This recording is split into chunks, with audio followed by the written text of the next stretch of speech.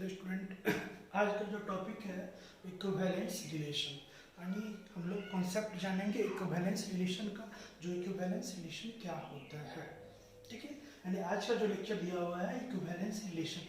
इससे पहले हम लोग टाइप्स ऑफ रिलेशन में रिफ्लेक्सिव जान गए, सिमेट्रिक जान गए, ट्रांजिटिव जान गए।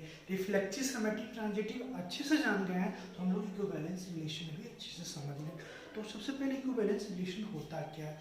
तो इक्विवेलेंस रिलेशन के लिए सबसे पहले 3 पार्ट जरूरी है, समझिएगा। इक्विवेलेंस रिलेशन के लिए क्या होना चाहिए?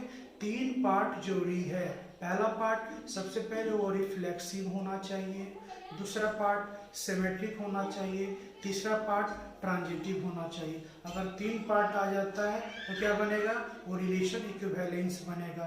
अगर रिफ्लेक्सिव भी हो जाए, सिमेट्रिक भी हो जाए, ट्रांजिटिव हो जाए, अगर 3 पार्ट आ गया तो हम लोग क्या कर सकते हैं कि वो रिलेशन इक्विवेलेंस होगा। अगर 3 पार्ट में से मान लीजिए रिलेशन रिफ्लेक्सिव, सिमेट्रिक है, ट्रांजिटिव नहीं है तो इक्विवेलेंस नहीं होगा। अगर 3 पार्ट में से अगर एक पार्ट भी नहीं आ पाता है तो वो रिलेशन इक्विवेलेंस नहीं हो सकता है। That's clear. चलिए आगे देखिए हम लोग। तो सबसे पहले यहाँ बोला गया क्वेश्चन में, ये जो डिफिनेशन दिया गया है, एक रिलेशन है जो सेट ए में बना। इसका मतलब होता क्या है? जो रिलेशन आर है वो डिफाइन होता है सेट ए से सेट ए के लिए। इसका ये मीनिंग, इससे पहले हम बोल भी चुके हैं, रिलेशन आर सेट ए, इसका मतलब होता है उसका कार्टेशियन प्रोडक्ट, उसके अंदर से रिलेशन ले लो, बन चुका है। चलिए देखिए, तो चलो 3 पार्ट होना चाहिए। रिफ्लेक्सिव, सबसे पहले हम फॉर्मूला देख भी लेते हैं। फॉर रिफ्लेक्सिव,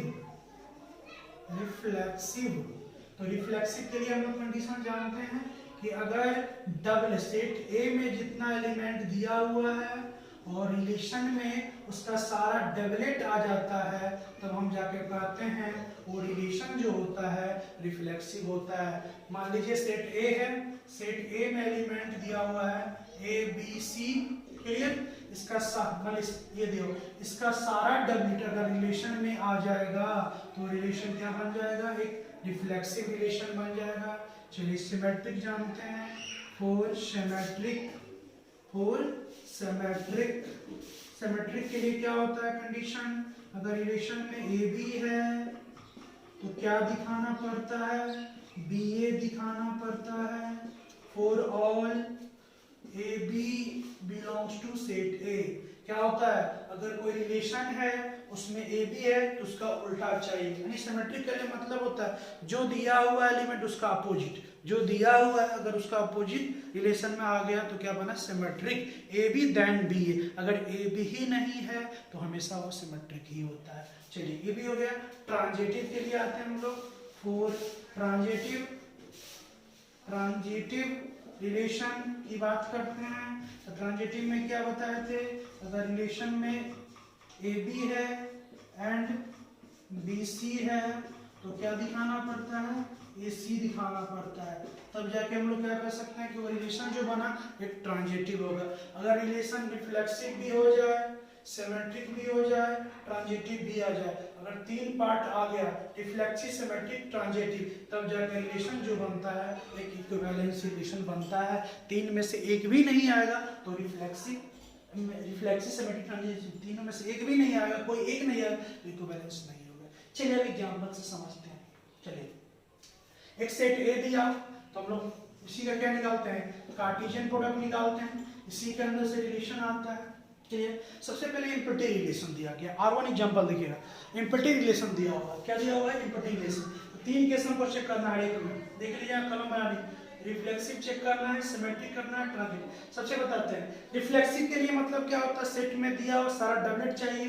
इस सेट में ए बी सी है, इसका सारा डबलेट इसमें है नहीं है, पहला ही कंडीशन फुल नहीं किया, इसका मतलब पहला ही कंडीशन नहीं हो पाया, इसका मतलब क्या हुआ? ये इक्विवेलेंस रिलेशन नहीं होगा।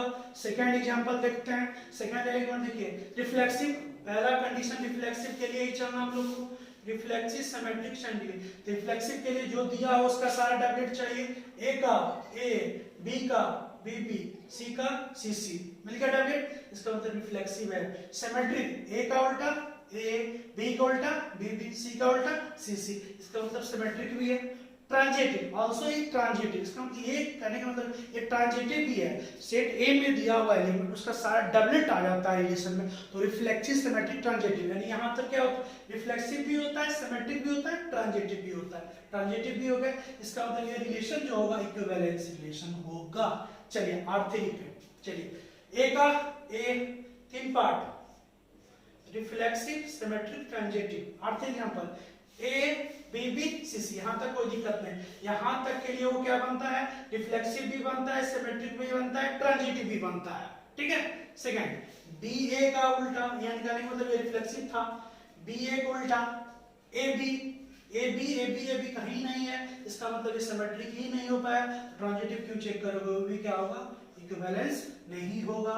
R4 चलिए R4 में आते हैं, ठीक है। इसमें भी हमको क्या करना पड़ेगा, 3 पार्ट बनाने पड़ेगा, रिफ्लेक्सिव सिमेट्रिक एंड ट्रांजिटिव बनाना पड़ेगा। चलिए सबसे पहले देखते हैं रिलेशन में, रिफ्लेक्सिव ए क्लियर है, बी बी नहीं है, इसका मतलब रिफ्लेक्सिव ही नहीं हो पाया, इसमें सिमेट्रिक और ट्रांजिटिव क्यों चेक करें, इक्विवेलेंस नहीं हो पाएगा। R5 चेक करते हैं, चलिए यहां तक ए का टैबलेट सही है, बी का टैबलेट रिलेशन में नहीं है, रिलेशन में क्या है, नहीं है, रिफ्लेक्सिव सिमेट्रिक ट्रांजिटिव। ए का टैबलेट मिल गया, बी का टैबलेट नहीं है, इसमें तो रिफ्लेक्सिव ही नहीं मिल पा रहा है, क्या नहीं मिल पा रहा है, रिफ्लेक्सिव ही नहीं मिल पा रहा है, इसका रिफ्लेक्सिव नहीं हो पाया तो सिमेट्रिक ट्रांजिटिव क्यों चेक करें, वो इक्विवेलेंस रिलेशन, ये जो R5 है वो इक्विवेलेंस रिलेशन नहीं होगा।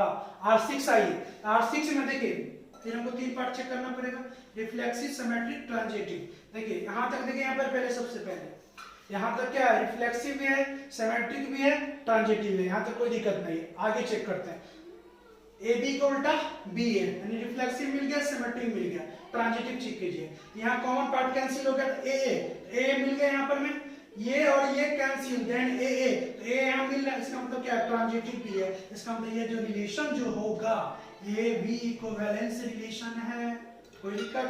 अब R7 जब रिलेशन कार्टेशियन प्रोडक्ट के इक्वल हो जाए, रिलेशन कार्टेशियन प्रोडक्ट के क्या हो जाए, इक्वल हो जाता है, तो रिलेशन जो होता है रिफ्लेक्सिव भी होता है, सिमेट्रिक भी होता है, ट्रांजिटिव भी होता है। तो R7 हम लोग का क्या होगा, एक इक्विवेलेंस रिलेशन होगा। हम लोग एग्जांपल भी इसका क्लियर कर लिए। चलिए आगे फिर समझिएगा, अगर रिलेशन इक्विवेलेंस होगा तो रिफ्लेक्सिव भी चाहिए, सिमेट्रिक भी चाहिए, ट्रांजिटिव भी चाहिए। अगर 3 मिल गया तो रिलेशन हमेशा क्या होगा, इक्विवेलेंस। ये सीबीएसई व्यू से इक्विवेलेंस रिलेशन ही इंपॉर्टेंट है, उसी और साथ में reflexive symmetric transitive CBSE view से यही इंपॉर्टेंट, इसी से 4 मार्क्स का क्वेश्चन एवरी ईयर अरेंज करता है। चलिए अगर स्टूडेंट को इस पर कोई भी डाउट होगा समझने में तो आप लोग क्या कीजिएगा, कमेंट में लिखिएगा और पूछिएगा।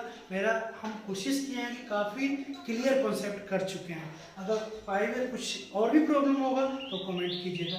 लोग क्या कीजिए, वीडियो को लाइक शेयर और सब्सक्राइब कीजिए, क्योंकि अगर वीडियो ये जो बन रहा है हम कैसा बन रहा है स्टूडेंट के पास में जाएगा तो देखेगा क्या, तो उससे ये मालूम चलेगा हमको भी कि हम जो वीडियो बना रहे हैं वो अच्छा बन रहा है या नहीं बन रहा है। चलिए थैंक यू, लेक्चर को कंप्लीट कर लें।